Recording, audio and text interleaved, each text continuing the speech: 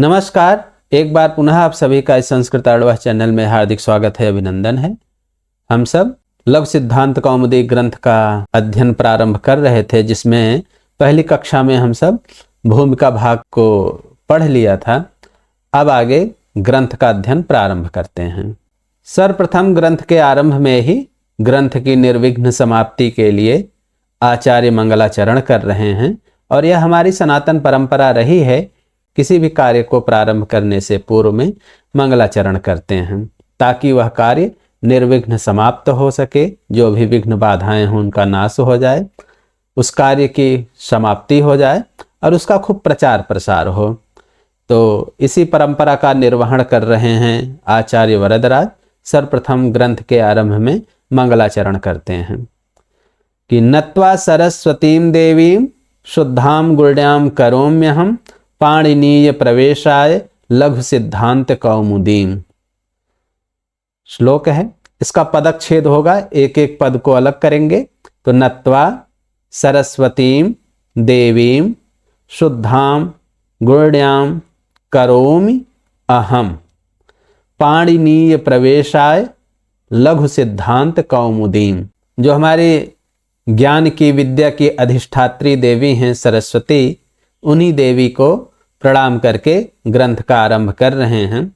कह रहे हैं कि नत्वा सरस्वतीं देवीं शुद्धां गुण्यां करोमि अहम। अहम करोमि, मैं करता हूँ। अहम स्पष्ट ही है कि अस्मद सर्वनाम है, अहम आवाम वयम, जिसका रूप चलता है।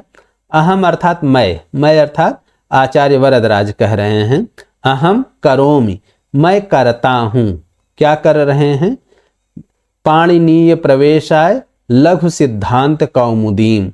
अहम लघु सिद्धांत कौमुदीम करोमि, मैं लघु सिद्धांत कौमुदी को कर रहा हूँ, अर्थात लघु सिद्धांत कौमुदी नामक ग्रंथ की रचना कर रहा हूँ। अहम लघु सिद्धांत कौमुदीम करोमि, मैं लघु सिद्धांत कौमुदी नामक ग्रंथ की रचना कर रहा हूँ। तो उसके पूर्व में देखिए आया, पहला पद है नत्वा। नत्वा अर्थात नमस्कार करके। नत्वा नम धातु से त्वा प्रत्यय लग करके बनता है, नम धातु से अक्त्वा प्रत्यय। तो नत्वा बन गया। नम का अर्थ होता है झुकना, तो नत्वा झुक कर अर्थात प्रणाम करके, नमस्कार करके। किसको नमस्कार कर रहे हैं? सरस्वतीं नत्वा, सरस्वती को नमस्कार कर रहे हैं। सरस्वतीं देवीं, सरस्वती देवी को नमस्कार करके। कैसी सरस्वती देवी? जो शुद्धाम, जो शुद्ध हैं, निर्मल हैं, सभी दोषों से रहित हैं, और गुण्याम, और जो गुण से युक्त हैं, गुणों से युक्त हैं, जो प्रशंसनीय गुणों से युक्त हैं, ऐसी देवीं सरस्वतीं देवीं, सरस्वती देवी को नत्वा नमस्कार करके अर्थात प्रणाम करके, अहम मैं वरदराज, पाणिनीय प्रवेशाय, पाणिनीय में प्रवेश के लिए, लघु सिद्धांत कौमुदीम, लघु सिद्धांत कौमुदी नामक ग्रंथ की करोमि, रचना कर रहा हूँ। अब देखिए, तो एक एक पद को पहले अच्छे से समझ लीजिए तो पूरा अर्थ समझ में आ जाएगा। यहाँ पर आया अहम करोमि, मैं कर रहा हूँ। क्या कर रहा हूँ? लघु सिद्धांत कौमुदी नामक ग्रंथ की रचना कर रहा हूँ। तो यहाँ पर देखिए, जो करोमि है वह क्री धातु का है, जिसका रूप चलता है करोति कुरुतः कुर्वन्ति, करोसि कुरुतः कुरुत, करोमि कुर्वः कुर्मः। तो उत्तम पुरुष एक वचन में बना करोमि। अहम करोमि, मैं करता हूँ। तो करोमि यही क्रियापद है आपका। अहम यह करता है। लघु सिद्धांत कौमुदीम, लघु सिद्धांत कौमुदी नामक ग्रंथ की रचना कर रहा हूँ। तो लघु सिद्धांत कौमुदी यह जो है आपका कर्म है, तो इसीलिए लघु सिद्धांत कौमुदीम कर्म में द्वितीय विभक्ति आई हुई है। अहम लघु सिद्धांत कौमुदीम करोमि, मैं लघु सिद्धांत कौमुदी नामक ग्रंथ की रचना कर रहा हूँ। तो ग्रंथ की रचना करने से पूर्व कुछ और इन्होंने किया। क्या? सरस्वतीं देवीं नत्वा, सरस्वती देवी को नमस्कार करके। देखिए, नत्वा नम धातु है, क्रिया झुकना, नमस्कार करना। तो इस नत्वा क्रिया का कर्म है सरस्वती। इस नत्वा का कर्ता है अहम, और जो आया करोमि, करोमि क्रिया का कर्म है लघु सिद्धांत कौमुदी और उसका कर्ता है वही अहम। तो अहम, मैं वरदराज, आचार्य वरदराज कह रहे हैं कि शुद्धाम गुण्याम सरस्वतीम देवीम नत्वा, शुद्ध स्वरूप वाले जो दोषों से रहित हैं, गुण्याम जो गुणों से युक्त हैं, प्रशंसनीय गुणों से युक्त हैं, ऐसी सरस्वतीम देवीम, सरस्वती देवी को नत्वा प्रणाम करके लघु सिद्धांत कौमुदीम करोमि, लघु सिद्धांत कौमुदी नामक ग्रंथ की रचना कर रहा हूं। और किस लिए कर रहे हैं, प्रयोजन भी बतला रहे हैं। पाणिनीय प्रवेशाय, देखिए पाणिनीय प्रवेश, पाणिनीय में प्रवेश के लिए, प्रवेश चतुर्थी विभक्ति एक वचन, प्रवेशाय प्रवेश के लिए, किसमें प्रवेश, पाणिनीय में प्रवेश। ये पाणिनीय क्या है इसको आपको समझना है। देखिए पाणिन शब्द से बना हुआ है पाणिनीय, पाणिनि के द्वारा जो प्रोक्त व्याकरण है, पाणिनि ने जिस व्याकरण का प्रवचन किया है, उपदेश किया है, तो उसको कहेंगे पाणिनीय। तो पाणिनीय में प्रवेश के लिए, इसका पाणिनीय का अर्थ होता है पाणिनिना प्रोक्तम पाणिनीयम, जो पाणिनि के द्वारा प्रोक्त है, प्रोक्त मतलब प्रकृष्ट रूप से उक्त कहा गया है, अर्थात जिसको प्रवचन कहते हैं। जो पाणिनि के द्वारा जिसका प्रवचन किया गया है उसको कहेंगे पाणिनीय। तो यहाँ पाणिनीय से पाणिनि के द्वारा प्रोक्त व्याकरण लेना है। तो पाणिनीय में प्रवेश के लिए, पाणिनि प्रोक्त व्याकरण शास्त्र में प्रवेश के लिए लघु सिद्धांत कौमुदी ग्रंथ की रचना कर रहा हूं। तो अब इसको समझिए कि पाणिनीय व्याकरण में प्रवेश पाना, पाणिनीय व्याकरण में कुल 4000 सूत्र हैं।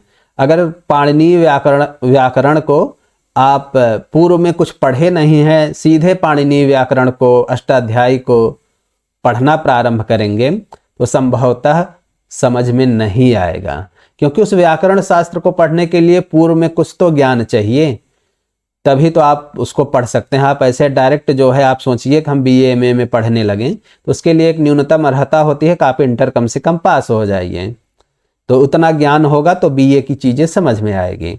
तो अष्टाध्यायी समझने के लिए पूर्व में अपेक्षित कुछ ज्ञान है, तो ज्ञान आपको कहाँ से मिल जाएगा, लघु सिद्धांत कौमुदी ग्रंथ का अध्ययन करेंगे, ये थोड़ा सरल है, तो आप योग्य हो जाएंगे पाणिनीय व्याकरण को पढ़ने के लिए। तो यह लघु सिद्धांत कौमुदी पाणिनीय व्याकरण की प्रवेशिका है। जब लघु सिद्धांत कौमुदी का अध्ययन कर लेंगे तो आप इतना योग्य हो जाएंगे, अब पाणिनीय व्याकरण पढ़ने के योग्य हो जाएंगे, पाणिनीय व्याकरण में आपका प्रवेश मिल जाएगा। तो एंट्रेंस पास करने के लिए लघु सिद्धांत कौमुदी पढ़ना है। और लघु सिद्धांत कौमुदी को ही पढ़ के कोई ये सोचे कि मुझे पूरा व्याकरण आ गया, तो ये कदाचित संभव नहीं है। तो यहाँ आचार्य ने स्पष्ट कर दिया कि इस ग्रंथ का प्रयोजन यही है कि जो जिज्ञासु छात्र हैं, जो पाणिनीय व्याकरण को पढ़ना चाहते हैं, पाणिनीय व्याकरण में प्रवेश चाहते हैं, उनके लिए मैं लघु सिद्धांत कौमुदी ग्रंथ की रचना कर रहा हूँ। और देखिए यहाँ पर आया लघु सिद्धांत कौमुदीम। ये लघु सिद्धांत कौमुदी का क्या अर्थ है इसको समझिए। पहले सिद्धांत कौमुदी को समझ लीजिए। सिद्धांता नाम कौमुदी, सिद्धांत कौमुदी, जो सिद्धांतों की कौमुदी है, जो व्याकरण के सिद्धांतों की कौमुदी है, उसको सिद्धांत कौमुदी कहेंगे। देखिए व्याकरण सिद्धांत कौमुदी पिछली कक्षा में हम लोग पढ़े थे कि आचार्य भट्टोजी दीक्षित की कृति है सिद्धांत कौमुदी, जिसमें अष्टाध्यायी के सभी सूत्रों को उन्होंने लेकर सिद्धांत कौमुदी की रचना की है। तो सिद्धांत कौमुदी में व्याकरण के जितने सिद्धांत हैं सारे के सारे रखे गए हैं। तो सिद्धांत किसे कहते हैं, सिद्धः अन्तः येषां ते सिद्धांताः। सिद्धांत वह कहलाता है जिसका अंत, जिसका कोटि सिद्ध हो, उस कोई परिवर्तन न हो, कि मतलब यही होता है, इस रूप में जो निश्चित ज्ञान है वही सिद्धांत है। और जो सिद्धांतों की, तो यहाँ सिद्धांत से जो व्याकरण के नियम है उसको ग्रहण करना है। कौमुदी, कौमुदी कहते हैं चांदनी को। चांदनी मतलब चांद का प्रकाश, तो यह सिद्धांत कौमुदी जो है वह सिद्धांतों की कौमुदी है, अर्थात जो व्याकरण शास्त्र के नियम हैं उसका प्रकाशन करने वाली प्रकाशिका है। प्रकाश सूर्य की किरणों से भी हो जाता है, चंद्रमा की किरणों से भी हो जाता है, लेकिन सूर्य की किरणें क्या हैं कि उससे व्यक्ति संतप्त हो जाता है, धूप से परेशान हो जाता है। तो लेकिन चंद्रमा की जो किरणें हैं वो व्यक्ति को शीतलता प्रदान करती हैं, व्यक्ति को मतलब उससे ताप की अनुभूति नहीं होती, उसको सुकून मिलता है, अच्छा लगता है। तो यहाँ सिद्धांत कौमुदी जो ग्रंथ है वह चंद्रमा के प्रकाश के तुल्य है। यहाँ सिद्धांतों का प्रकाशन बड़ी शीतलता से होगा, मतलब बड़े अच्छे से समझ में आ जाएगा, व्यक्ति इससे ऊबेगा नहीं। इसीलिए इन्होंने अपने ग्रंथ का नाम सिद्धांत कौमुदी रखा है। तो सिद्धांत कौमुदी जो सिद्धांतों की प्रकाशिका है, जिसमें व्याकरण के सिद्धांत बतलाए गए हैं, वह सिद्धांत कौमुदी है। और लघु सिद्धांत कौमुदी, लघवी चा असौ सिद्धांत कौमुदी, लघु सिद्धांत कौमुदी, वह सिद्धांत कौमुदी जो लघु है, साइज में छोटी है। अब हम लोगों ने पिछली कक्षा में पढ़ा था कि सिद्धांत कौमुदी में अष्टाध्याय के पूरे सूत्र हैं लगभग 4000, और लघु सिद्धांत कौमुदी में 1275 सूत्र हैं। तो सिद्धांत कौमुदी की अपेक्षा यह लघु है, छोटी है, इसलिए इस ग्रंथ को लघु सिद्धांत कौमुदी कहते हैं, क्योंकि यह साइज में छोटी है, इसका परिमाण कम है और यह व्याकरण के सिद्धांतों की प्रकाशिका है, इसलिए इसको लघु सिद्धांत कौमुदी कहा गया। इसकी व्याख्या एक तरह से और की जा सकती है कि जो लघु सिद्धांतों की कौमुदी है, लघु यहाँ लघु जो है परिमाण अर्थ में है, अर्थात लघु मतलब थोड़ा सा। तो सिद्धांत कौमुदी में पूरे 4000 सूत्र हैं, इसमें 1275 सूत्र हैं। तो लघु यहाँ पे परिमाण अर्थ में है कि संपूर्ण नहीं, जो थोड़े से सिद्धांतों की, थोड़े से व्याकरण के नियमों की प्रकाशिका है, वह लघु सिद्धांत कौमुदी है। तो पाणिनीय प्रवेशाय, यहाँ प्रयोजन एकदम स्पष्ट कर दिए कि इस लघु सिद्धांत कौमुदी ग्रंथ का प्रयोजन यही है कि पाणिनीय व्याकरण में प्रवेश, जो जिज्ञासु छात्र हैं, जो व्याकरण का ज्ञान जिन्हें नहीं है, वो संस्कृत व्याकरण को पढ़ना चाहते हैं, पाणिनीय व्याकरण को पढ़ना चाहते हैं, उनके लिए यह लघु सिद्धांत कौमुदी है। इसको पढ़ लीजिए, तब आप योग्य हो जाएंगे पाणिनीय व्याकरण को पढ़ने के लिए। और देखिए यहाँ पर आचार्य ने सरस्वती देवी को नमस्कार किया है और उनके लिए 2 विशेषण का प्रयोग किया है। एक तो शुद्धाम, जो शुद्ध हैं, निर्मल हैं, सभी दोषों से रहित हैं, और जो गुणयाम, और जो गुणी हैं, प्रशंसनीय गुणों से युक्त हैं, प्रशस्त गुणों से युक्त हैं, ऐसी सरस्वती देवी को नमस्कार किया है। तो अब सरस्वती देवी, तो उनसे यही अपेक्षा है, जैसे वो शुद्ध हैं, निर्मल हैं, सभी दोषों से रहित हैं, वैसे हम सभी पाठकों को और आचार्य वरदराज स्वयं के लिए प्रार्थना कर रहे हैं, और हम सब पाठक लोग भी और हम सब विद्यार्थी जन भी यही प्रार्थना करते हैं सरस्वती देवी से, जैसे वो देवी शुद्ध हैं, वैसे निर्मल हैं, दोषों से रहित हैं, वैसे हम लोगों को भी बनाएं। जैसे वो गुणी हैं, गुणों से युक्त हैं, प्रशंसनीय गुणों से युक्त हैं, वैसे ही हम लोग भी गुणों से युक्त हों। ऐसी सरस्वती देवी को नमस्कार कर रहे हैं, ताकि हमारे ज्ञान में कोई मल न रहे, कोई दोष न रहे, हमारा ज्ञान एकदम गुणों से युक्त हो। इसीलिए सरस्वती देवी को प्रणाम करके ग्रंथ का आरंभ कर रहे हैं। तो पूरा अर्थ देखिए कि अहम, मैं, अर्थात मैं वरदराज, आचार्य कह रहे हैं, शुद्धाम गुण्याम सरस्वतीम देवीम, शुद्ध, निर्मल, दोषों से रहित, चाहे जो अर्थ कर लीजिए, गुण्याम, गुणों से युक्त, प्रशंसनीय गुणों से युक्त या प्रशस्त गुणों से युक्त, सरस्वतीम देवीम, सरस्वती देवी को नत्वा, अर्थात नमस्कार करके, प्रणाम करके, पाणिनीय प्रवेशाय, जिज्ञासु छात्रों को पाणिनीय प्रवेशाय, पाणिनीय व्याकरण में प्रवेश के लिए, लघु सिद्धांत कौमुदीम करोमि, लघु सिद्धांत कौमुदी नामक ग्रंथ की रचना कर रहा हूं। तो यहां पर आपका मंगलाचरण पूरा हो गया।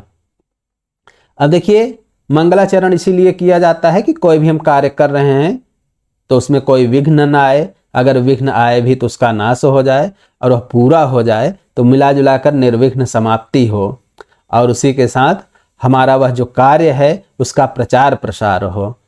तो मंगलाचरण करके अब आगे बढ़ रहे हैं। और यह मंगलाचरण भी 3 प्रकार से होता है। कहीं यह नमस्कारात्मक होता है, कहीं आशीर्वादात्मक होता है, कहीं वस्तु निर्देशात्मक होता है। और कहने का तात्पर्य कहीं यह मंगलाचरण नमस्कारात्मक होगा, मतलब वहाँ ईश्वर को या किसी को भी नमस्कार किया जाएगा, प्रणाम किया जाएगा। कहीं आशीर्वादात्मक होता है, तो कहीं कहीं इसमें आशीर्वाद दिया जाता है, जैसे ईश्वर आपकी रक्षा करे वगैरह वगैरह, विविध रूप में आगे आप लोग देखेंगे। और कहीं कहीं पर मंगलाचरण में कथा वस्तु का भी साथ में निर्देश रहता है। कथा वस्तु मतलब वो जो ग्रंथ है उसमें किस विषय की चर्चा की गई है। तो यहाँ आप देखिए प्रथम पंक्ति में सरस्वती देवी को नमस्कार किया गया है, तो नमस्कारात्मक भी है।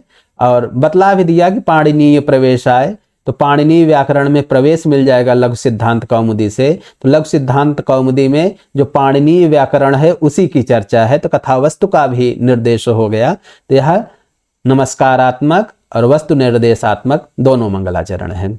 तो आगे बढ़ते हैं। अब लघु सिद्धांत कौमुदी में यहाँ से संज्ञा प्रकरण प्रारंभ होता है। तो आचार्य लिख रहे हैं कि अथ संज्ञा प्रकरणम।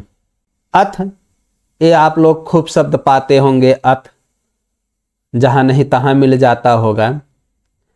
ये देखिए अथ शब्द कई अर्थों में आता है। सबसे पहली बात कि मंगल अर्थ में आता है। अथ का एक अर्थ होता है इसके बाद, जिसको हम लोग अनंतर कहते हैं, मतलब अथ मतलब इसके बाद, बीच बीच में आपको मिलता रहेगा। और अथ आरंभ अर्थ में होता है, अधिकार अर्थ में। अथ संपूर्णता अर्थ में होता है। अथ प्रश्न करने के लिए भी अथ का प्रयोग होता है। तो यह अथ का प्रयोग कई अर्थों में होता है। और इसी के साथ एक अथ शब्द है, एक अथो शब्द है। अमरकोश में आया हुआ है कि मंगलानंतरारंभ प्रश्न कार्तने स्वथोथ, कि मंगल, अनंतर, आरंभ, प्रश्न और संपूर्णता, इन अर्थों में अथ शब्द और अथो शब्द आते हैं। तो यहाँ आप देखिए अथ संज्ञा प्रकरणम, तो यहाँ से संज्ञा प्रकरण प्रारंभ हो रहा है। अथ जो यहाँ पर आया हुआ है वह आरंभ अर्थ में आया हुआ है। तो अथ जो है मांगलिक अर्थ में भी आता है। तो यहाँ अथ शब्द सुनाई पड़ रहा है, इसलिए यहाँ भी ये मांगलिक भी है। अथ संज्ञा प्रकरणम मतलब यहाँ से संज्ञा प्रकरण प्रारंभ होता है। ये अथ शब्द और ओम शब्द ये दोनों बहुत महत्वपूर्ण हैं। ये आपको कहीं भी सुनाई पड़ जाएं, चाहे जिस प्रयोजन से हो वहाँ पे आपको सुनाई पड़ जाएं, ये मांगलिक होते ही होते हैं। चाहे जिस अर्थ में आए हों, अगर केवल सुनाई पड़ जाएं तो मांगलिक हैं। तो यहाँ अथ शब्द जो है प्रारंभ अर्थ में आया हुआ है। अथ संज्ञा प्रकरणम अर्थात अब संज्ञा प्रकरण यहाँ से प्रारंभ होता है। तो लेकिन अथ सुनाई पड़ा तो आपके लिए मांगलिक है। तो खूब मंगल ही मंगल हो, सब लोगों को खूब अच्छे से समझ में आए। तो अथ और ओम शब्द, इसके लिए एक श्लोक है, ओंकारश्चाथ शब्दश्च द्वावेतौ ब्रह्मणः पुरा कंठम भित्वा विनिर्यातौ तस्मान मांगलिकौ उभौ। तो ओम शब्द और अथ शब्द के लिए कहा गया है कि यह प्राचीन काल में अर्थात प्रारंभ में ये ब्रह्मा जी के मुख से निकले थे और स्वतंत्र रूप से निकले थे। ब्रह्मा जी को प्रयास नहीं करना पड़ा था। कंठम भित्वा विनिर्यातौ, ब्रह्मा जी के कंठ को फोड़कर निकले थे, अनायास ही स्वतंत्र रूप से निकले थे। कहा इसलिए ये दोनों शब्द अथ और ओम बड़े मांगलिक हैं। तो अथ यहाँ सुनाई पड़ गया तो मांगलिक हैं। अथ शब्द हो गया। अगला शब्द है इसमें संज्ञा प्रकरणम। संज्ञा का प्रकरण है ये। संज्ञा किसे कहते हैं और प्रकरण किसे कहते हैं समझ लीजिए। संज्ञा, संज्ञा अर्थात नाम, खूब हम लोगों ने अंग्रेजी में छोटे थे तो पढ़े थे noun. Noun is the name of person place or thing वगैरह वगैरह। तो संज्ञा अर्थात किसी भी वस्तु का नाम संज्ञा। संज्ञा की व्युत्पत्ति होगी संज्ञायते अनया इति संज्ञा। देखिए इसको संज्ञा भी उच्चारण करते हैं, संज्ञा भी उच्चारण करते हैं। तो जो लिखा गया है आप वही समझिए, उच्चारण जो भी आप लोग करते हो। हम लोगों की आदत है संज्ञा बोलने की, तो कोशिश करके भी संज्ञा बोलना चाहते हैं तो गड़बड़ हो जाता है। तो आप जो भी उच्चारण करते हो, जो लिखा गया है वही समझ लीजिएगा। संज्ञायते अनया इति संज्ञा। संज्ञायते अनया, जिसके माध्यम से किसी भी चीज को अच्छी तरह से जाना जाए उसको संज्ञा कहते हैं। और यह संज्ञा, अगर किसी वस्तु का कोई नाम रखा ही नहीं गया है तो व्यवहार करना बड़ा कठिन हो जाता है। अगर संज्ञा न होती, नाम न होता, तो हम लोग न तो बातचीत कर पाते, न किसी को कुछ कह पाते। बड़ी समस्या होती, एकदम पशुओं वाली स्थिति होती, केवल ओ करके चिल्लाते, शायद कुछ समझ में नहीं आता।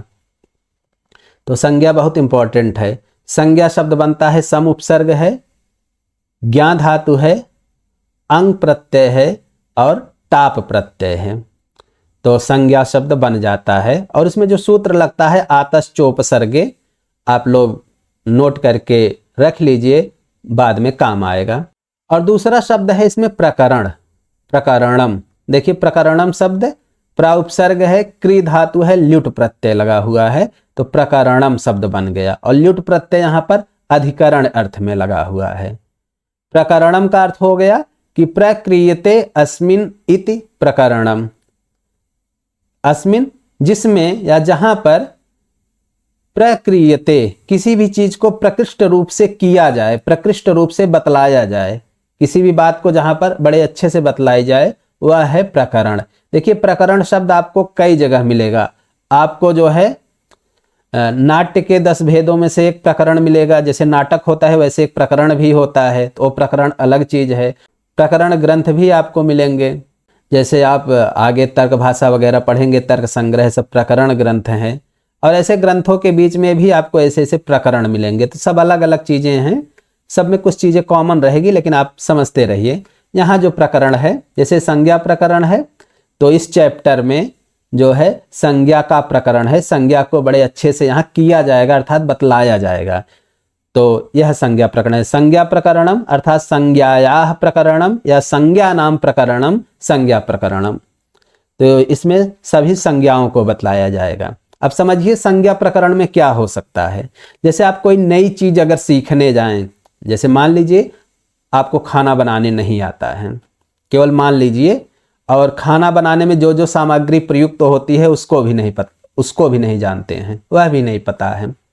जैसे मान लीजिए बनाना है दाल, दाल बनाने के लिए किसी ने विधि बता दी कि जो भी विधि होती है कि आप कुकर ले लीजिए, उसमें दाल डाल लीजिए, धुल लीजिए, हल्दी डाल दीजिए, नमक डाल दीजिए, वगैरह वगैरह, सारा प्रोसीजर है।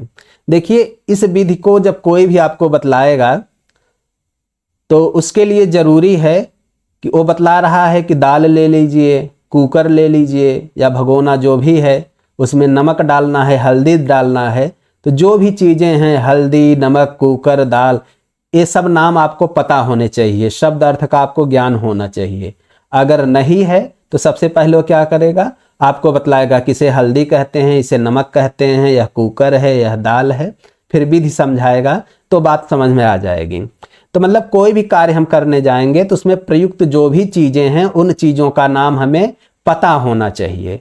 अब वैसे ही सेम व्याकरण में, आप व्याकरण का अध्ययन करने आ रहे हैं तो व्याकरण में जो जो चीज़ें प्रयुक्त होंगी, कम से कम कुछ चीज़ें तो आपको पता ही होनी चाहिए, हाँ ये चीज़ें होती हैं। तो संज्ञा प्रकरण में जो चीज़ें प्रयुक्त होंगी, जो वस्तुएं लगेंगी व्याकरण पढ़ने में, उनके विषय में बतलाया जाएगा। और किसी भी चीज़ का जब हमें नाम बतलाना होता है तो ऐसे ही बतलाते हैं, यह कुर्सी है, यह मेज है, यह डस्टर है, यह मोबाइल है, तो वगैरह वगैरह। तो उसी शैली में संज्ञा प्रकरण में भी आपको तो व्याकरण के अध्ययन के लिए जो चीज़ें प्रयुक्त होंगी उसके विषय में बतलाया जाएगा। अभी जब हम संज्ञा सूत्र पे आएंगे तो इस पर विशेष चर्चा कर लेंगे, तो विषय स्पष्ट हो जाएगा। अब देखिए, तो व्याकरण पढ़ने के लिए सबसे पहले जरूरी है आपके माहेश्वर सूत्र। तो सबसे पहले आचार्य माहेश्वर सूत्रों को ही बतला रहे हैं, क्योंकि ये जो व्याकरण का भव्य इमारत जो खड़ा है, जो इतना बड़ा व्याकरण लिखा गया, वो पूरा आधारित है इन्हीं 14 माहेश्वर सूत्रों पर। यह माहेश्वर सूत्र इसके नींव हैं। इसके बिना व्याकरण को पढ़ना असंभव है। इसलिए माहेश्वर सूत्र सबको एकदम अच्छे से पढ़ना और लिखना दोनों आना चाहिए। तो प्रारंभ कर रहे हैं कि अयुड़ रिलरिक एओंग अयोच हयवरट लण यमंगणनम झभय घड़धस जब गड़दश खप छठ चटतव कपय शससर हल। अब देखिए ये 14 माहेश्वर सूत्र हैं। इसमें पहला सूत्र है अयुड़, दूसरा रिलरिक एओंग अयौच। इन 4 सूत्रों में स्वर को रखा गया है। फिर प्रारंभ होता है हयवरट। अब ह को ले लीजिए एक अलग, या तो इसको छोड़ दीजिए, लास्ट में फिर से आएगा। फिर यवरल, हयवरट लण सूत्र में ह है और यवरल, यवरल को अंतस्थ कहते हैं। और यहाँ हयवरट से लेकर के अंतिम सूत्र हल, यहाँ तक संपूर्ण व्यंजन को बतलाया गया है। और हयवरट सूत्र से आप देखेंगे ह है, फिर 14वें सूत्र में भी ह है, 2 बार यहाँ ह आया हुआ है, हयवरट में और हल सूत्र में। तो यहाँ पर सूत्र में 2 बार ह का ग्रहण क्यों किया गया है, एक प्रश्न उठेगा। तो इसका समाधान हम लोग आगे देखेंगे। फिर आया आपका सूत्र लड़। देखिए अयुड़ पहले सूत्र में लास्ट में अड़ा है और लड़ सूत्र के लास्ट में भी अड़ा है, 2 बार अड़ा भी आया हुआ है, क्यों? इसका भी उत्तर हम लोग आगे पढ़ेंगे, देखेंगे। फिर आगे शुरू होता है यमंगणनम से। यमंगणनम, इसमें पूरा जो आपके 5 वर्ग हैं, 5 वर्ग अर्थात का वर्ग, चा वर्ग, टा वर्ग, ता वर्ग और पा वर्ग। का वर्ग अर्थात कख गघ, चा वर्ग चछ जझ, इसी प्रकार से 5 वर्गों को समझ लीजिए। तो यमंगणनम सूत्र में 5 वर्गों के जो पंचम अक्षर हैं, पंचम अक्षर जैसे का वर्ग का अंग, चा वर्ग का य, टा वर्ग का ड़, ता वर्ग का न और पा वर्ग का म, 5 अक्षर जो है यमंगणनम में रखे गए हैं। तो ये जो व्यंजन को जब ये बतला रहे हैं तो व्यंजन में हा आया एक बार, फिर अंतस्थ वर्ण आए हैं या व रल, फिर उसके बाद वर्गों का पंचम अक्षर है, फिर चतुर्थ अक्षर है, फिर तृतीय अक्षर है, फिर द्वितीय अक्षर है, फिर प्रथम अक्षर है। उसके बाद ऊष्म वर्ण है। ऊष्म वर्ण में तीनों प्रकार के सकार और हकार आता है। एक क्रम है माहेश्वर सूत्र में, सबसे पहले स्वर को रखा है, फिर एक बार हा आया हुआ है, फिर अंतस्थ वर्ण है, फिर वर्गों के पंचम अक्षर, फिर चतुर्थ अक्षर, फिर तृतीय अक्षर, फिर द्वितीय अक्षर, फिर प्रथम अक्षर, फिर उसके बाद ऊष्म वर्ण अर्थात तीनों सकार और हकार। तो इस क्रम को अच्छे से समझ लीजिए, अभी आगे इस पे चर्चा होती रहेगी, मोटी मोटी बातें यहाँ जान लीजिए। और एक विशेष बात कि माहेश्वर सूत्र जो हैं, जैसे आप लोग सुडोकू देखे होंगे, जैसे सुडोकू में हल करते समय एक भी गिनती को यहाँ से वहाँ आप नहीं उठा के रख सकते हैं। उसका एकदम यूनिक होता है कि उसको यहीं रखना है तो यहीं रखना है, उसको आगे पीछे नहीं कर सकते, अदरवाइज पूरा गड़बड़ हो जाता है। वैसे ही माहेश्वर सूत्र में वर्णों की स्थिति है, यहाँ किसी भी वर्ण को आगे पीछे या अदल बदल नहीं सकते, यहाँ जो है उसको वहीं रखना है। तनिक सा भी बदलाव करेंगे तो बहुत गड़बड़ी होने लगेगी। ये सब हम लोग पढ़ते पढ़ते आगे सब सीखते जाएंगे, जानते जाएंगे। तो इसमें हम लोगों ने देखा कि अयुड़ सूत्र में एक बार ड़ा आया, लण सूत्र में भी ड़ा आया, 2 बार ड़ा आया हुआ है, हयवरट में हा आया, हल में भी हा आया है, 2 बार आया है। क्यों आया है, इस प्रश्न का उत्तर भी हमें जानना है। और इसी के साथ साथ आ ई ऊड़, अब यहाँ देखिए आ के बाद ई है, आप लोगों ने इतना तो गुण संधि पढ़ा ही होगा, आ ई मिल करके ए हो जाते हैं। फिर ई ऊ है, ई के बाद ऊ आने पर यण संधि आपने पढ़ाई के स्थान पर या आदेश प्राप्त होगा। तो यहां पर आपको संधि भी नहीं दिख रही है। इन सूत्रों में संधि क्यों नहीं हुआ है, ये भी एक प्रश्न उठेगा। इसको जब हम लोग संधि प्रकरण पढ़ लेंगे तो इसका उत्तर वहीं बताएंगे, क्योंकि अभी बताने से संभवतः कम स्पष्ट हो पाएगा। और एक प्रश्न कि जब आप यमंगणनम झभय घड़धस जब गड़धस खप छटत चटतौ कपय पढ़ते हैं, यहाँ पर एक क्रम है। सबसे पहले वर्गों का पंचम अक्षर रखे हैं, और पंचम अक्षर में भी आप देखेंगे उसमें एक विशेष व्यवस्था है। जैसे सबसे पहले इया रखे हैं जो च वर्ग का है, फिर मा है जो पा वर्ग का है, अंगा है क वर्ग का है, ड़ा है टा वर्ग का है, ना है ता वर्ग का। इसी प्रकार से झभ घढ़धस झभ घढ़धस, जहां पर वर्गों का चतुर्थ अक्षर है झभ घढ़ध, यहां भी सेम उसी क्रम में रखे हैं जिस क्रम में यमंगणनम में रखे हैं। पहले चा वर्ग, फिर पा वर्ग, फिर का वर्ग का है, फिर टा वर्ग का, फिर ता वर्ग का। और सेम इसी क्रम में जब गड़दस में भी रखा है, तृतीय अक्षर रखे हैं तो उसमें भी क्रम वही है। पहले चा वर्ग का है, फिर पा वर्ग का, फिर का वर्ग का, फिर टा वर्ग का, फिर ता वर्ग का। लेकिन जब जैसे ही शुरू करते हैं खप छटत चटतौ कपय, इस सूत्र में एक क्रम थोड़ा सा बदला हुआ है। द्वितीय अक्षर और प्रथम अक्षर को जब बतलाने लगते हैं तो पुराने वाले क्रम को नहीं, उस पैटर्न को नहीं अपनाए हैं, थोड़ा चेंज किए हैं। क्यों किए हैं, ये भी एक प्रश्न बनता है। इसका इन सब का उत्तर जो है हम लोग बाद में देखेंगे। पहले कुछ पढ़ लेंगे, जब ज्ञान हो जाएगा तो उसको समझने की योग्यता आ जाएगी, तो समझ में आएगी बातें। तो ऐसे ढेर सारे प्रश्न उठते हैं इस माहेश्वर सूत्र पे, तो जिनका उत्तर हम लोग आगे जानेंगे। ये माहेश्वर सूत्र हैं। अब देखिए, आचार्य ने प्रारंभ में ये बतलाया कि पाणिनीय प्रवेशाय, अर्थात पाणिनीय व्याकरण में प्रवेश के लिए लघु सिद्धांत कौमुदी पढ़िए। तो इतनी बात तो समझ में आ गई थी कि इस लघु सिद्धांत कौमुदी में पाणिनीय अर्थात पाणिनि प्रोक्त व्याकरण को पढ़ाया जाएगा। उस व्याकरण को हम पढ़ेंगे जिसको भगवान पाणिनि ने जिसका उपदेश किया है, अर्थात अष्टाध्यायी को पढ़ेंगे।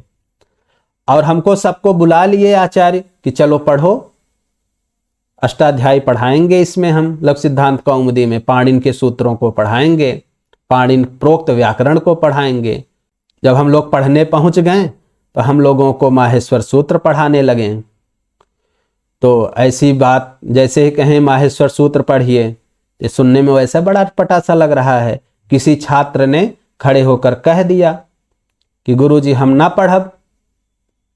कहें क्यों नहीं पढ़ोगे? देखिए, आपने कहा कि पाणिनि व्याकरण को पढ़ाएंगे, पाणिनि प्रोक्त व्याकरण को पढ़ाएंगे, और आप हमें माहेश्वर सूत्र पढ़ाने लगे हैं। माहेश्वर का अर्थ है तो यही होता है, जो महेश्वर के द्वारा प्रोक्त है वह माहेश्वर कहलाएगा। महेश्वर ने जिसका प्रवचन किया है उसको माहेश्वर सूत्र कहेंगे। हम पढ़ने आए थे पाणिनीय सूत्र को, और आपने हमें बुलाया पाणिनीय सूत्र पढ़ाने के लिए, और आप हमें माहेश्वर सूत्र पढ़ाने लगे, इसलिए हम नहीं पढ़ेंगे। हम पढ़ेंगे तो सिर्फ पाणिनीय सूत्रों को पढ़ेंगे, माहेश्वर सूत्र नहीं पढ़ेंगे। अब देखिए समस्या आ गई।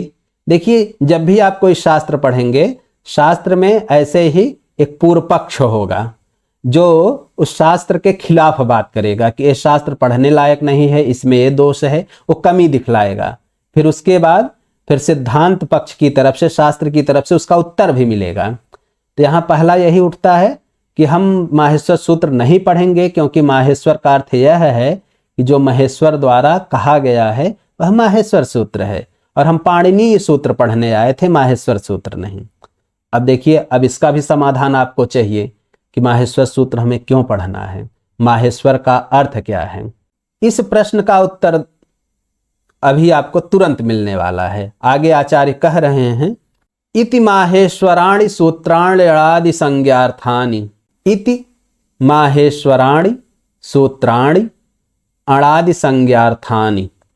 कहा देखिए, इति से समाप्ति को बतला है। 14 सूत्र का उच्चारण करने के बाद करें इति, मतलब इतना ही, बस समाप्ति का सूचक है। कहा है माहेश्वराणि सूत्राणि, ये माहेश्वर सूत्र हैं। माहेश्वराणि सूत्राणि। ये जो 14 ठो आपने पढ़ा इसके विषय में बतलाया कि माहेश्वराणि सूत्राणि, ये माहेश्वर सूत्र हैं। अणादि संज्ञार्थानि, अणादि संज्ञाओं के, अणादि प्रत्याहारों के अर्थ मतलब के लिए हैं। तो ये सूत्र जो हैं प्रत्याहारों की सिद्धि के लिए हैं। अब इस सूत्र के पूरे शब्दों का अर्थ को हम लोग देखेंगे, अच्छे से समझ में आ जाएगा। अब देखिए पहले यही ना पूर्व पक्ष की तरफ से प्रश्न उठा कि हम नहीं पढ़ेंगे, इन माहेश्वर सूत्रों को नहीं पढ़ेंगे क्योंकि हमें पढ़ना है पाणिनीय सूत्र।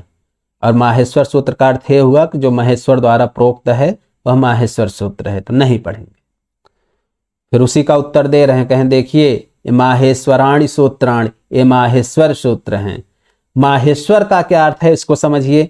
देखिए ये 14 सूत्र हैं, तो 14 की संख्या बहुवचन, तो इसलिए सूत्राणि शब्द का प्रयोग हुआ। सूत्र शब्द नपुंसक लिंग में होता है।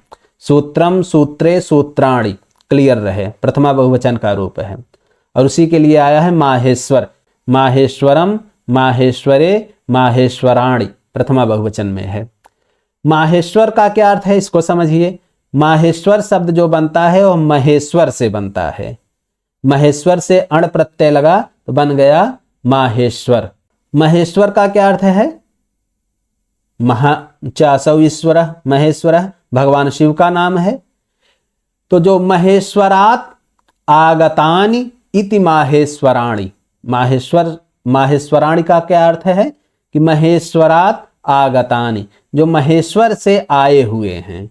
आए हुए हैं मतलब जो प्राप्त हुए हैं, जो भगवान शिव से प्राप्त हुए हैं वे सूत्र माहेश्वर सूत्र कहलाते हैं। ये सूत्र जो हैं महेश्वर के द्वारा प्रोक्त नहीं हैं, महेश्वर ने इसका प्रवचन नहीं किया है, बल्कि ये महेश्वर से, भगवान शिव से प्राप्त हुए हैं। भगवान पाणिनि को ये सूत्र भगवान शिव से प्राप्त हुए हैं, इसलिए इनको माहेश्वर सूत्र कहा जाता है। वस्तुतः ये भी पाणिनीय सूत्र ही हैं, ये पाणिनीय व्याकरण के ही सूत्र हैं। इन सूत्रों के बिना पाणिनीय व्याकरण की कल्पना ही नहीं की जा सकती, इसलिए इन माहेश्वर सूत्रों को पढ़ना है, क्योंकि ये भगवान शिव से प्राप्त हुए हैं। इसके विषय में यह कहा जाता है कि पाणिनि जब गुरुकुल में अध्ययन कर रहे थे तो इनको व्याकरण समझ में नहीं आता था, एक कम बुद्धि के थे। तो फिर जब नहीं समझ में आता था तो ये गुरुकुल से निकल गए, जाकर के भगवान शिव की तपस्या किए। और भगवान शिव तपस्या से जब प्रसन्न हुए तो प्रकट जैसे हुए तो अपना तांडव नृत्य करने लगे। और उसी समय उन्होंने अपने डमरू को 14 बार बजाया। तो डमरू से जो भी आवाज़ आ रही होगी तो उस ध्वनि को सुन करके भगवान पाणिनि ने उससे 14 माहेश्वर सूत्रों की रचना की और फिर उसी से पूरे व्याकरण को लिख डाला, बना डाला। अब देखिए इसके विषय में नंदिकेश्वर कृत कारिका है, उसमें आया हुआ है कि नृत्तावसाने नटराज राजो ननाद ढक्काम नवपंचवारम उद्धर्तु कामः सनकादि सिद्धान नेतद विमर्शे शिव सूत्र जालम। कि उन्होंने कहा कि नृत्तावसाने, जब भगवान शिव प्रकट हुए, अपना तांडव नृत्य किए, उसके बाद उन्होंने अपने डमरू को, अपने ढक्का को 9 पंचवारम, 9 और 5 बार बजाया। तो 9 5 14। तो इस श्लोक में भी यही बतलाया गया है कि यह सूत्र जो है शिव सूत्र या माहेश्वर सूत्र, इसके प्रवक्ता भगवान शिव नहीं है, बल्कि भगवान शिव की कृपा से भगवान पाणिनि को प्राप्त हुए हैं। और इसका प्रवक्ता तो भगवान पाणिनि ही हैं, ये पाणिनीय सूत्र के ही अंतर्गत है। और इसके विषय में पाणिनीय शिक्षा में भी एक श्लोक है कि येनाक्षर समाम्नायम अधिगम्य महेश्वरात् कृत्स्नम व्याकरणम प्रोक्तम तस्मै पाणिनये नमः। येन, जिसके द्वारा, जिस आचार्य के द्वारा अक्षर समाम्नायम अधिगम्य, इस अक्षर समाम्नाय को, इस माहेश्वर सूत्र को अक्षर समाम्नाय भी कहते हैं। महेश्वरात अधिगम्य, महेश्वर अर्थात भगवान शिव से, अधिगम्य प्राप्त करके, कृत्स्नम व्याकरणम प्रोक्तम, येन, जिसके द्वारा, कृत्स्नम, कृत्स्न अर्थात संपूर्ण, व्याकरणम प्रोक्तम, व्याकरण का प्रवचन किया गया, कहा तस्मै पाणिनये नमः, उन भगवान पाणिन को नमस्कार है, प्रणाम है। अब समझिए, तो इस श्लोक में स्पष्ट रूप से कहा गया है कि महेश्वराद भगवान शिव से इस अक्षर समाम्नाय को प्राप्त करके भगवान पाणिन ने संपूर्ण व्याकरण का प्रवचन किया है।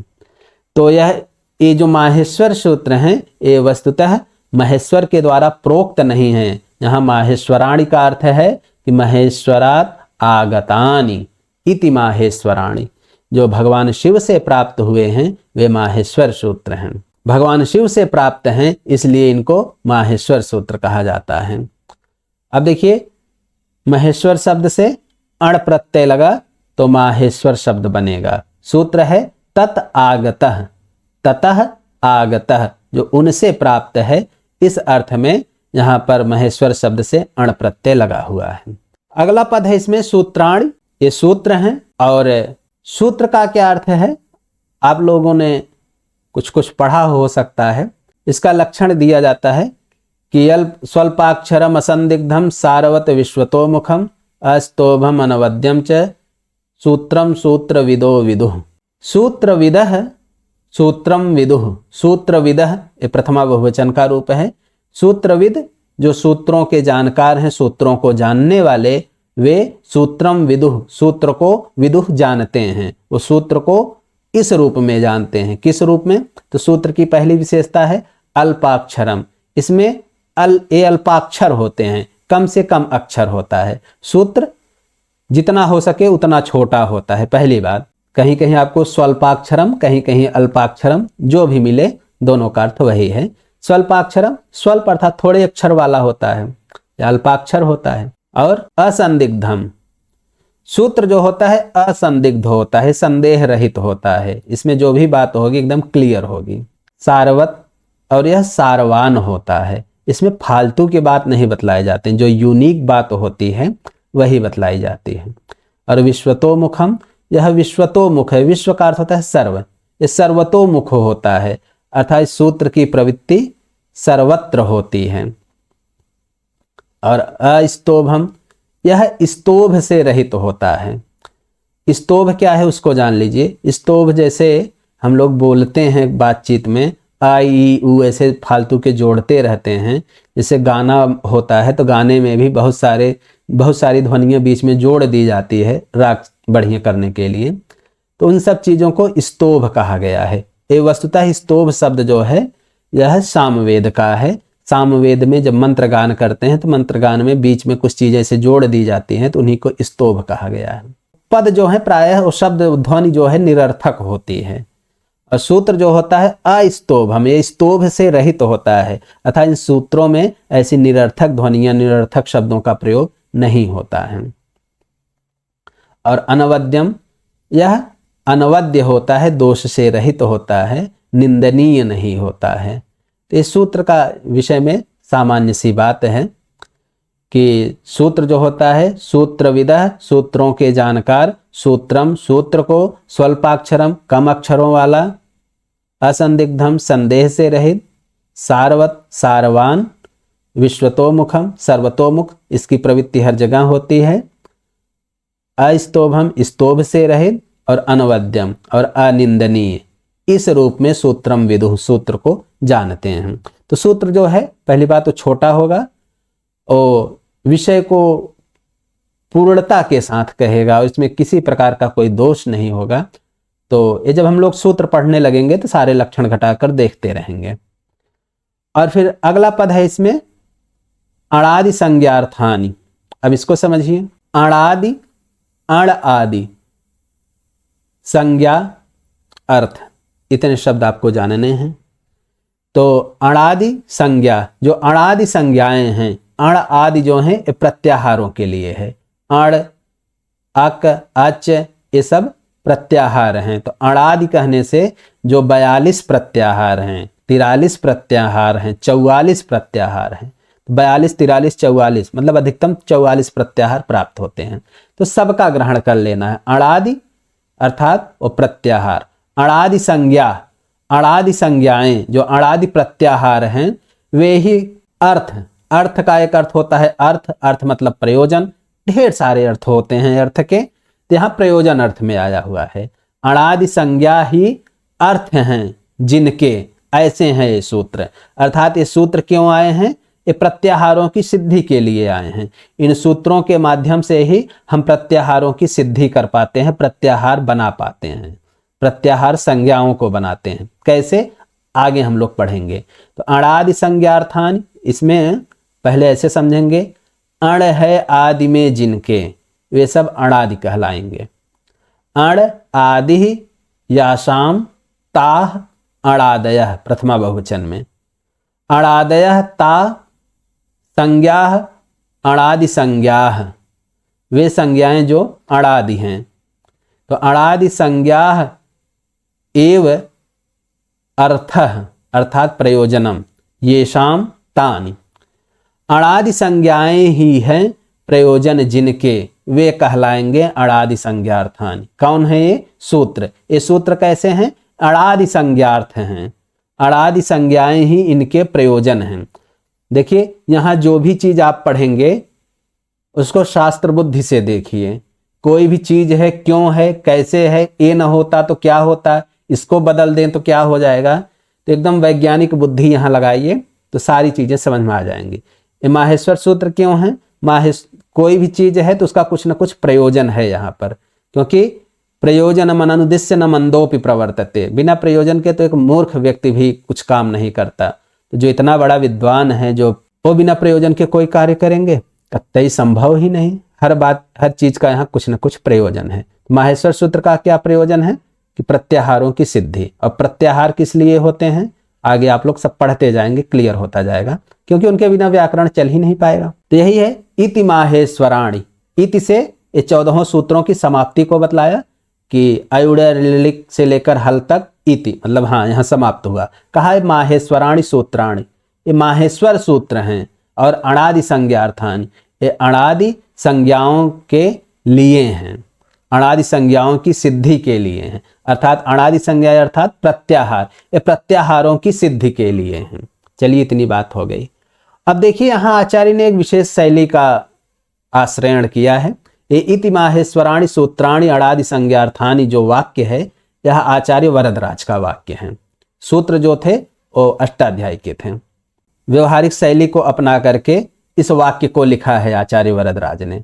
जैसे अभी आपके यहाँ कोई आए और घर का दरवाजा खटखटाए या बेल बजाए, जो भी लगा है, और कोई नया व्यक्ति है, तो आप जैसे ही दरवाजा खोलेंगे तो सबसे पहले आप यही पूछेंगे कि भाई आप कहाँ से आए हैं, कौन हैं आप, आपका नाम क्या है और क्यों आए हैं, आने का प्रयोजन क्या है। ज़्यादातर यही बात होती है। नए व्यक्ति को देखेंगे, भाई कहाँ से आए हैं, स्थान बतलाइए, कौन हैं आप अपना नाम बतलाइए, क्यों आए हैं, किस काम से आए हैं। उसी शैली का आश्रयण करके यहाँ आचार्य वरदराज भी इस वाक्य को लिखे हैं। जैसे माहेश्वर सूत्र, बचपन से हम लोग मार पीट खूब खा करके जो है बहुत मारे पीटे गए होंगे, फिर हम लोगों ने क ख ग घ ङ च छ ज झ ञ लिखना शुरू किया, उधर अ आ इ ई उ ऊ इस क्रम में पढ़ें। और आज हमारे सामने जैसे व्याकरण पढ़ने आए तो अयुड़ रिल रि क योंग च है रवट लड़ यमंगड़नम, कुछ इस प्रकार से शुरू हो गया। नया चीज आया हमारे सामने, तो कोई भी नया चीज हमारे सामने आएगा तो पहले तो यही प्रश्न होगा, कहाँ से आए हैं। देखिए, उसी का उत्तर दे रहे हैं। कहा माहेश्वराणि, माहेश्वराणि का अर्थ है कि महेश्वरात आगतानि, हम जो हैं, माहेश्वर सूत्र जो हैं, ये महेश्वर के पास से आए हैं, भगवान शिव के यहाँ से आए हैं, भगवान शिव के पास से आए हैं। तो पहला प्रश्न जो होता है कहाँ से आए हैं, उसका उत्तर मिल गया। फिर अगला प्रश्न होता है कि कौन है आप, आपका नाम क्या है। कहा सूत्राणि, हम सूत्र हैं, हम भगवान शिव के पास से आए हैं और सूत्र हैं। फिर अगला प्रश्न होता है क्यों आए हैं, किस प्रयोजन से आए हैं। कहा अणादि संज्ञार्थानि, ये अणादि संज्ञाएं जो हैं यही हमारे अर्थ हैं, यही हमारे प्रयोजन हैं। हम आए हैं अणादि अर्थात प्रत्याहारों की सिद्धि के लिए आए हैं। तो कहाँ से आए हैं, कौन हैं, किस लिए आए हैं, इसी शैली का आश्रय लेकर के आचार्य ने लिखा माहेश्वराणि सूत्राणि अणादि संज्ञार्थानि। आगे कह रहे हैं कि येषाम् अन्त्या इतः, इसको अलग अलग करेंगे तो बनेगा येषाम् अन्त्याः इतः। येषाम्, अब देखिए ये जो येषाम् है ये इदम सर्वनाम का रूप है। इदम सर्वनाम अयम इमौ इमे पुल्लिंग में चलता है, इदम इमे इमानि नपुंसकलिंग में चलता है। जो भी शब्द आए, जो भी पद आए, उनका मूल शब्द क्या है, उसका रूप कैसे चलता है, हर शब्दों का अवश्य आप लोग देखिए, पढ़िए अच्छे से। इदम सर्वनाम का है षष्ठी बहुवचन में नपुंसक लिंग और पुल्लिंग दोनों में ये शाम बनेगा। तो यहां पर कौन सा वाला आया है, एसाम अर्थात इनके अर्थात इन सूत्रों के। अब ध्यान दीजिए, सूत्र शब्द नपुंसक लिंग में है, तो एसाम जो है ये भी नपुंसक लिंग वाला ही है। एसाम अर्थात एसाम सूत्राणाम, इन सूत्रों के, अंत्याह, अंत्याह वर्णाह जो अंतिम वर्ण हैं। अंत्य अंत शब्द से बना है, अंत से बना अंत्य। अंत्य अर्थात जो अंत में हो, अर्थात अंतिम, जो अंत में रहे वह है अंत्य। एशाम सूत्राणाम, इन सूत्रों के जो अंत्याह वर्णाह जो अंतिम वर्ण हैं, कहा इतः, ये इत हैं, इत हैं, ई ता पे हलंत रहेगा। इत इतौ इतः, इतः जो है प्रथमा बहुवचन है। एशाम इन सूत्रों के अंत्याह जो अंतिम वर्ण हैं, 14 सूत्रों में अंतिम वर्ण, जैसे अयुड़ अंतिम वर्ण है ड़, रील री का अंतिम वर्ण है क। इसी प्रकार से एओंग अंगा एओच च, ऐसे 14 वर्णों को ले लीजिए। कहा ये इतः, ये इत हैं, इनकी इत संज्ञा होती है। ये इत संज्ञा क्या है, क्यों होती है, इसका क्या प्रयोजन है, अभी पहले सूत्र में हम लोग पढ़ेंगे। यहाँ केवल मोटी मोटी बातें आचार्य बतला दे रहे हैं, बस हम पढ़ लेते हैं, फिर विस्तार से सूत्रों में ही समझेंगे। तो एशाम अंत्याह इतः, अंत्यः अंत्यौ अंत्याह प्रथमा बहुवचन, इत इतौ इतः प्रथमा बहुवचन, एशाम इदम का नपुंसक लिंग है। रूप याद कर लीजिएगा। तो एशाम सूत्राणाम, इन सूत्रों के अंत्याह जो अंतिम वर्ण हैं, कहा इतः वे इत संज्ञक होते हैं। आगे लिख रहे हैं कि हकारादिष्वकार उच्चारणार्थ। अब देखिए हैवरट सूत्र से उठा लीजिए। हकारादिषु अकारः उच्चारणार्थः।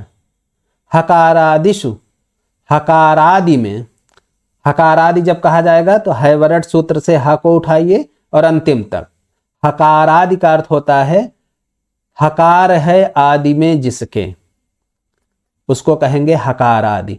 हकारादि जब कह दिया जाएगा तो हैवरट सूत्र के ह से लेकर के अंतिम सूत्र तक जितने वर्ण हैं सबका ग्रहण हो जाएगा। ह या व रट लड़ यमंगलनम झवें, पूरा लोग समझ लीजिए। हकारादि कहने से मतलब पूरे व्यंजन वर्णों का बोध हो जाएगा। देखिए हकार क्या है, ह से कार जोड़ा गया है। कार एक प्रत्यय है, एक नियम है कि वर्णात् कारः, किसी भी वर्ण का निर्देश करना है तो उससे कार प्रत्यय जोड़ दिया जाता है। ऐसे समझ लीजिए कार जोड़ दिया जाएगा, जैसे ह से कार जोड़ा गया तो बन गया हकार।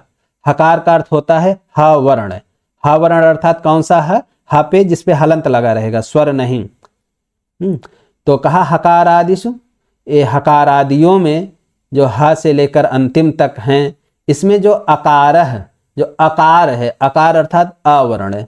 आप समझिए सूत्र में लिखा गया है ना, ह या व र ट, ट पे हलंत है। ह में देखिए 2 वर्ण हैं, ह है और आ है। या में भी 2 है, या है और आ है। ऐसे पूरे में समझ लीजिए। तो हम लोग जान ही रहे हैं कि व्यंजन जो होते हैं बिना स्वर की सहायता से उनका उच्चारण नहीं हो सकता। अगर केवल का लिखा गया है हलंत वाला, उसका उच्चारण नहीं संभव है। हम लोग जो उच्चारण करते हैं का के साथ आ रहता ही है। वैसे ही हयवरट ये सूत्रों में जो है हा में आ लगा हुआ है, या में भी आ लगा हुआ है, ऐसे एकदम अंतिम तक जोड़ लीजिए। जो सब में आकार है, आकार मतलब आवर्ण, वह उच्चारणार्थ है। यह आकार जो है उच्चारणार्थ है। उच्चारण है अर्थ जिसका, उच्चारण है प्रयोजन जिसका, ऐसा है आकार। अर्थात इस आकार का प्रयोजन है उच्चारण, क्योंकि बिना स्वर की सहायता से व्यंजन का उच्चारण हो नहीं सकता। अगर हम ऐसे जैसे लिखा गया है हा, उस पे हलंत या हलंत, व हलन, र हलन, टा हलन, अगर इसको हम उच्चारण करना चाहें हैवरट तो कदाचित संभव नहीं। तो उच्चारण करने के लिए इसमें आ लगा हुआ है, तो इसमें जो आ आया हुआ है वह उच्चारणार्थ है। तो इस बात का ध्यान रखिएगा। जैसे आप लोगों ने यण प्रत्याहार पढ़े ही होगा, यण इको यण सूत्र में यण को पढ़ा ही होगा, तो यण प्रत्याहार लिख देते हैं या ड़, लेकिन इसमें जब लिखना होता है कौन कौन से वर्ण आते हैं तो आप लिखते हैं या व र ल, और सब पे हलंत लगा रहता है। तो उच्चारण में हम लोग आकार पढ़ लेंगे, लेकिन जब लिखने की बारी आएगी जब कि इस प्रत्याहार में कौन कौन से वर्ण आते हैं तो आप हलंत के साथ ही लिखिएगा। कहा हकारादिषु, हकारादियों में, हकारादि कहने से हैवरट के ह से लेकर के अंतिम सूत्र तक जितने वर्ण हैं सबका ग्रहण हो जाएगा। इनमें जो भी आकार है, अवर्ण है, वह उच्चारणार्थ है, उच्चारणार्थ है अर्थात उच्चारण के लिए है। इस आकार का प्रयोजन है उच्चारण, और जैसे उच्चारण हो जाएगा तो जिस प्रयोजन से जो आया था वो प्रयोजन पूरा करके चला भी जाता है। तो इसमें जो आ है सिर्फ उच्चारण के लिए है, जब हम प्रयोग में लाएंगे आ अपने आप चला जाएगा, केवल ह बचेगा हलंत वाला, या बचेगा हलंत वाला। इसी प्रकार से सब में समझ लीजिए। अगला है लड़ मध्य त्वित संज्ञकः। अब इसको समझिए, लड़ मध्य तु इत संज्ञकः। लड़ मध्य ये पिछले वाले वाक्य से जोड़ के इसको देखना है। लड़ मध्य जो लड़ सूत्र है, छठवां सूत्र, इसके जो मध्य में है, कहा यह तु, यह तो इत संज्ञकः, इत संज्ञक होता है। अब देखिए लड़ सूत्र में ल में दो वर्ण हैं, ल है हलंत वाला और आ है और ड़ है। इस सूत्र में ल अ ड़, इसके मध्य में है आ, तो लड़ मध्य तु, लड़ मध्य, यहाँ अकारः जो है पहले वाले वाक्य से उठा लाइए। लड़ मध्य अकारः तु, लड़ मध्य में तो जो आकार है कहा वह तो इत संज्ञकः, इत संज्ञक होता है। अब देखिए यहाँ तू का प्रयोग इसीलिए किए कि भाई हकारादि में सब में जो आ लगा हुआ है वह तो उच्चारणार्थ है, ठीक है, लेकिन लड़ सूत्र के मध्य में जो आकार है अर्थात ला के साथ जो आ लगा हुआ है वह तो इत संज्ञक होता है, उच्चारणार्थ नहीं है बल्कि वह इत संज्ञक होता है। ये इत संज्ञक कैसे होता है आगे हम लोग पढ़ेंगे जब, तब जानेंगे, और क्यों की जाती है इसकी इत संज्ञा उसको भी वहीं समझेंगे। अभी केवल ऐसे सामान्य रूप से समझ लीजिए, हकार आदि में जितने आ लगे हैं वो उच्चारणार्थ हैं, और लड़ सूत्र के बीच में जो आ है मतलब ला के साथ जो आ लगा हुआ है वह तो इत संज्ञक होता है। तो आज की कक्षा में बस इतना ही रखेंगे, फिर आगे जो है इत संज्ञा विधायक सूत्र को पढ़ना प्रारंभ करेंगे। तो एक निवेदन है आप सबसे कि इस चैनल को अधिक से अधिक आप लोग प्रचारित प्रसारित कीजिए। जो भी वास्तव में व्याकरण पढ़ना चाहते हैं और अच्छे से समझना चाहते हैं उनके पास अवश्य भेजिए, कि अगर कोई भी इस वीडियो को देख करके अगर कुछ भी सीखता है मुझे लगेगा कि यह मेरा प्रयास सफल हो रहा है। इसलिए आप लोग इस चैनल को, इस वीडियो को अधिक से अधिक लाइक कीजिए, शेयर कीजिए, सब्सक्राइब कीजिए, करवाइए, और जो भी ज्ञान के इच्छुक हैं उनके पास पहुंचाइए। मिलते हैं फिर अगली कक्षा में, तब तक के लिए नमस्कार।